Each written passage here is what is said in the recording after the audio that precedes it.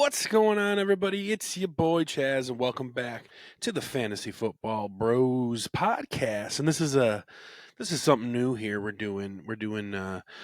Um we're doing a mock draft review that I did. The draft is Thursday, 8 o'clock. So, there's a lot of homies, a lot of professional homies doing fantasy football mock or NFL mock drafts and stuff like that. So I decided to do one myself. Now we're not going to go through the whole draft process as it is. We're not just going to go through the draft, or we're not going to do the draft live. I've already done the draft, rather. So we're going to go through it, and we're going to share my thoughts with you and how it affects fantasy football. And we didn't do any trades in this draft. There's going to be some trades. This isn't going to be perfect. We know that, but so no trades in this draft. But it is a very offensive heavy draft, and quarterbacks and just it's pretty wild. If you're watching at on the YouTube, you can see the draft here. I just pulled up, and if you're listening, don't worry, we're gonna go through it for you. So with the first overall pick, the Chicago Bears shock nobody and take Caleb Williams, and definitely he's the best quarterback in the draft. And honestly, with the weapons they got, and spoiler alert, might get more. Right now, you have Keenan Allen, you have Cole Kmet, and you have DJ Moore. I mean, those are great weapons as it is. And like I said, they might do something later. So Caleb Williams might be a back end fantasy football starter, honestly, right from the go. He might be like around 12 or 13. He's a very talented, very good uh, quarterback, and he's going into a situation and a good situation. And props to Chicago to pull this trade off. This is the trade that they made with Carolina last year.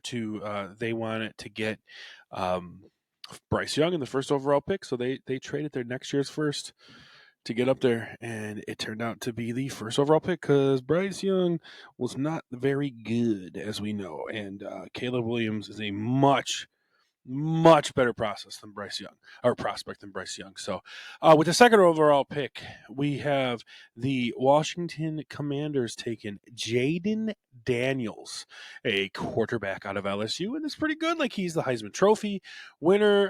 He's going into a situation with scary Terry McLaurin, and they've got some decent weapons there with Terry McLaurin, and then another receiver. I'm just blanking on his name, but he was a first round pick a couple years ago from Penn State. There, what's up, Pickles? What's up? And then they've got also Brian Robinson at running back. So Jay Daniels getting in there. I don't know if he's going to have an impact. We look at. I think he'll be somewhere between the rookies last year. Like, he won't be as bad as Bryce Young, but he's certainly not going to be as good as C.J. Stroud was there. 3 quarterbacks in a row because the New England Patriots get their man in Drake May. Drake May is probably the most, between these last two, Jaden and Drake, he's the most pro-ready, pro-style quarterback. Guy can move a little bit, got a nice arm, but he's going to be going here to the Patriots, and I think he's a good fit for them. Defensive minded young coach.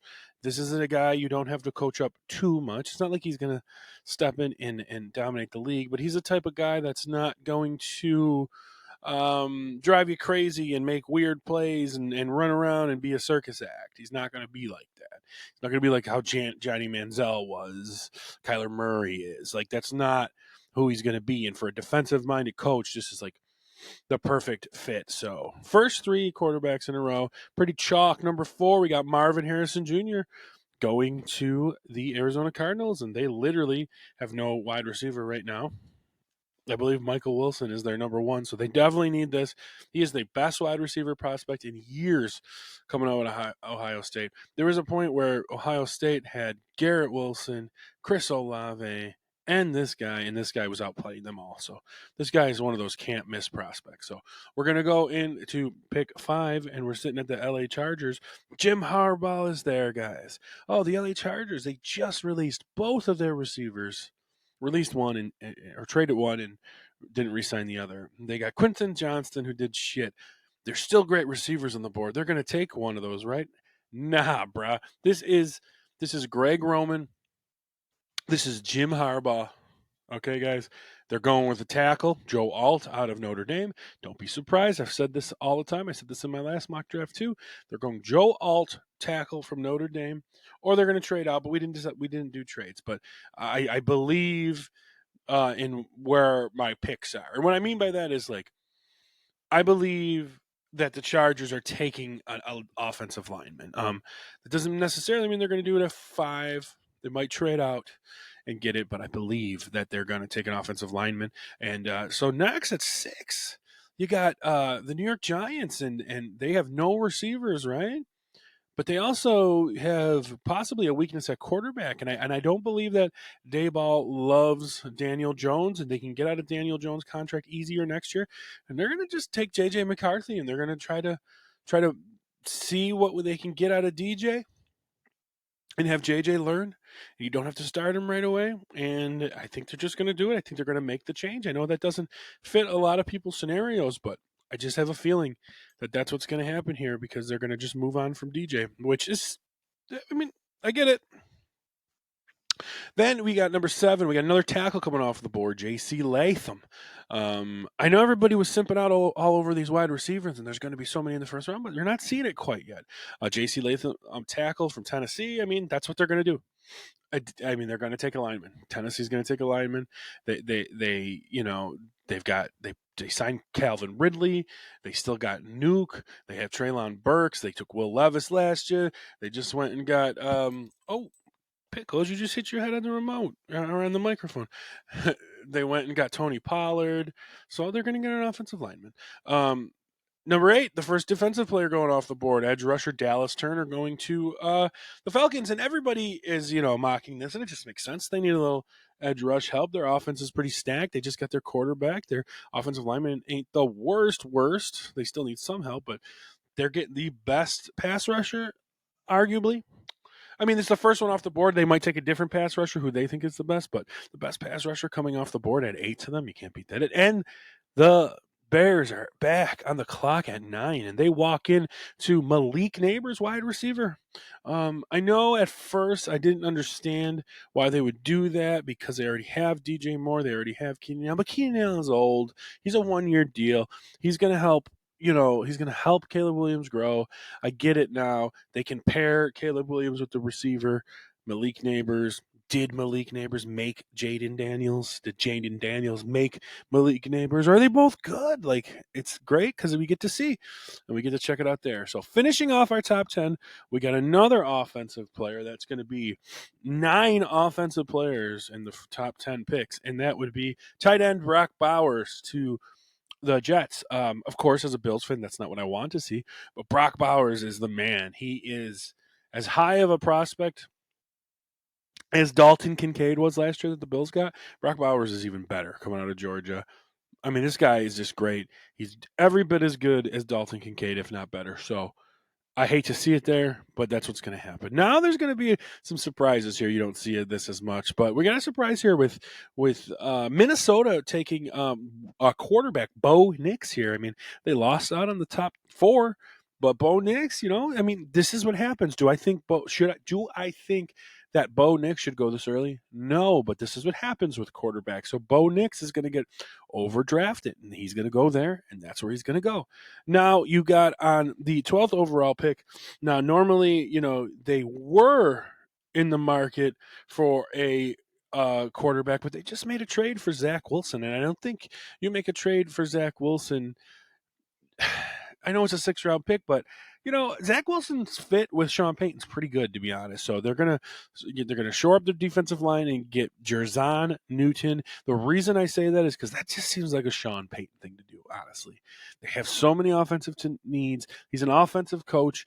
It was like that it was like that back when he was in New Orleans, and they would always take some kind of defensive player, and I just feel that's what's going to happen here. So then another surprise at 13, the Vegas Raiders take Michael Penix Jr., quarterback out of Washington, and it is the premier Raiders pick. It's a reach.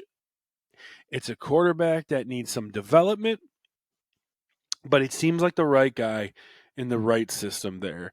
And Antonio Pierce seems like his kind of player, and it just seems like a lot of players will do anything for Antonio Pierce. It seems like, and it just seems like Michael Penix Jr. is going to fit there perfectly. So he's going to go there. So that's 5 quarterbacks in top 13 picks, guys. The Saints at 14 is going to take Byron Murphy, the defensive lineman for Texas, arguably the best defensive lineman in the draft. They need help everywhere.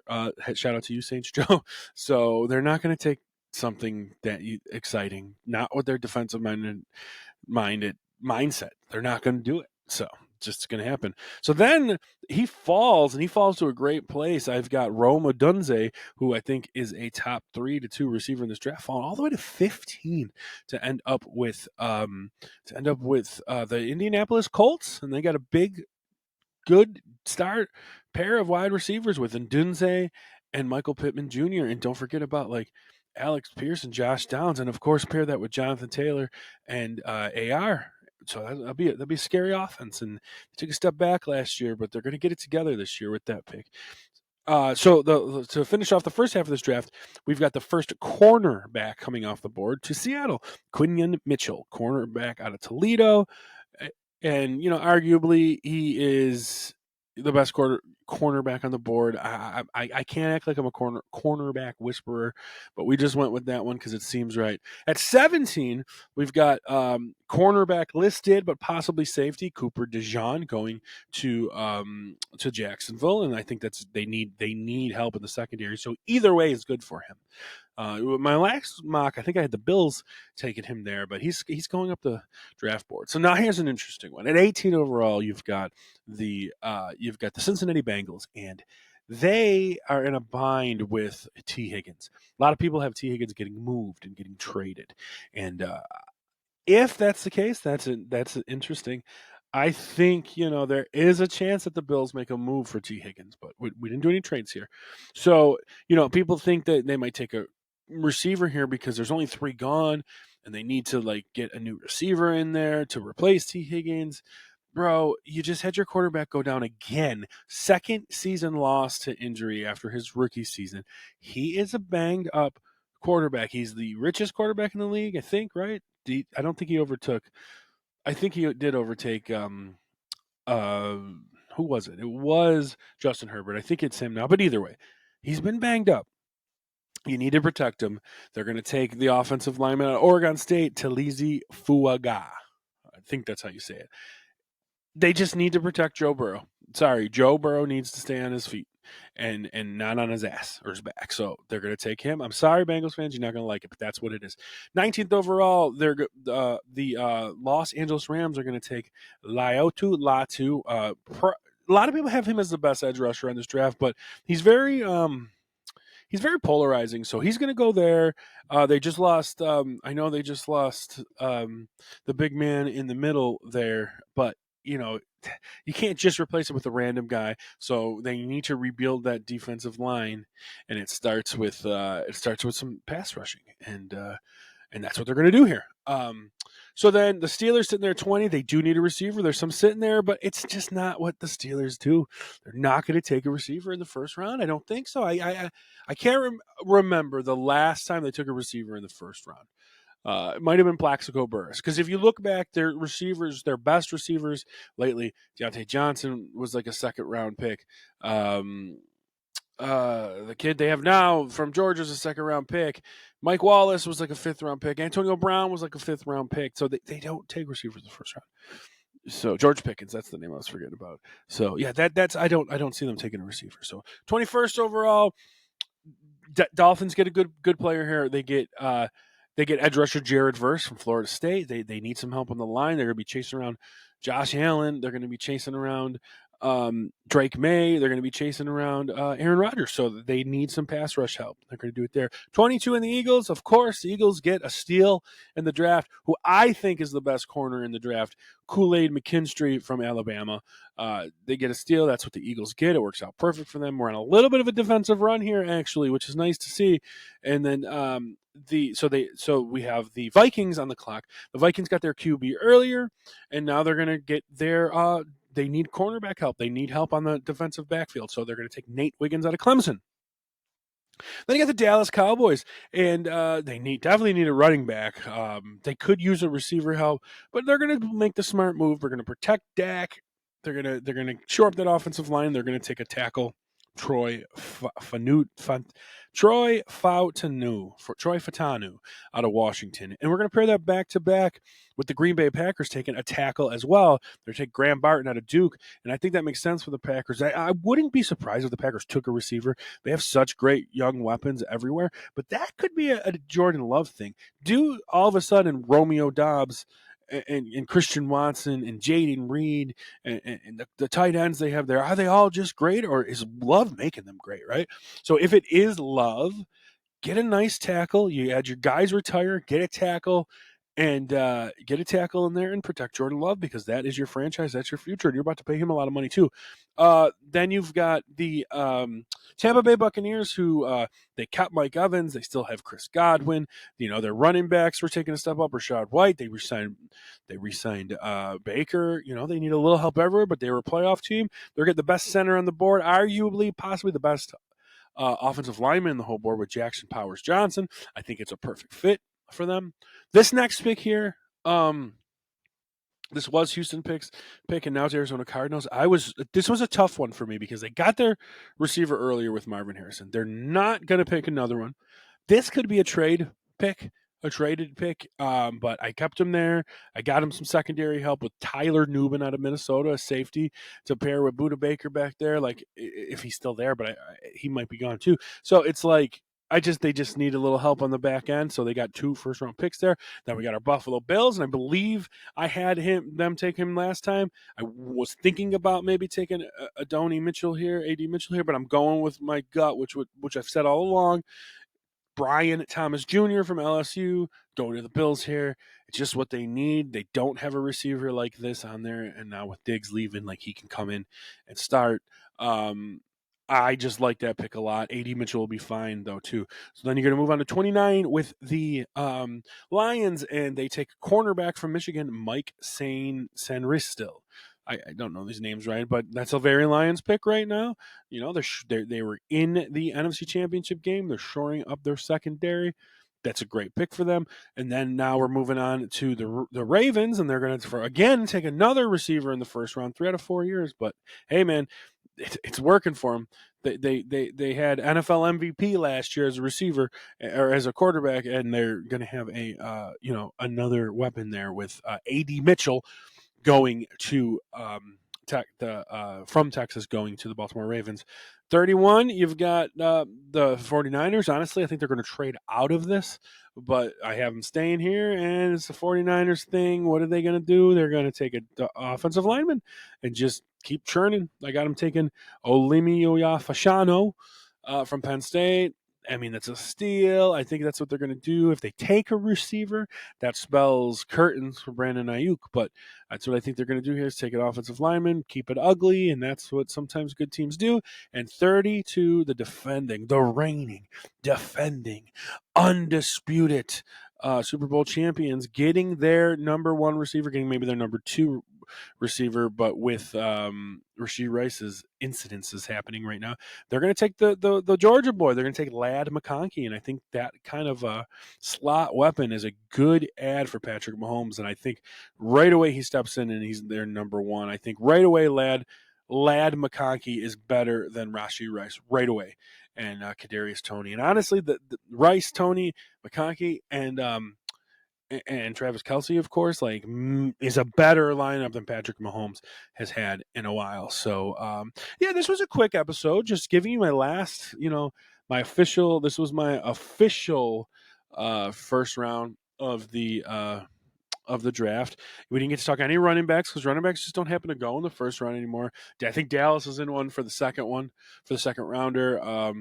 You still got Spencer Rattler, who I think is going to make some noise in the NFL more than his draft position, so he's going to go somewhere. Joe Milton is the quarterback to look out for from Tennessee. Big dude. This is like Josh Allen. So like I would love to see the Bills get him and develop him. That would be cool. And like as a backup, because he's like gonna be a late 5th round pick. But Joe Milton is like Josh Allen, like Anthony Richardson, but just not as clean and stuff like that. So he's gonna go late. And well, that is the mock draft. The draft is in a couple days. Tomorrow, as you hear this, and I'm excited for it, and I can't wait for it. If you guys can follow Fantasy Football Bros podcast on every podcast platform and YouTube, but also my other channel, I want to promote the Chazzcast. You can find the Chazzcast on YouTube. You can find the Chazzcast on podcast platforms, and you can also find the new thing I'm doing, the Chazzcast on Twitch. So search it. I'm probably going to do a live watch along on Twitch with you guys. We'll watch the draft together. You guys can come in the chat. We can all talk and have a good time. So again, that's everywhere at the Chazzcast. 2 Z's, the Chazzcast. So thank you for checking it out, guys. Go Bills, and until then, we'll see you next time. Peace.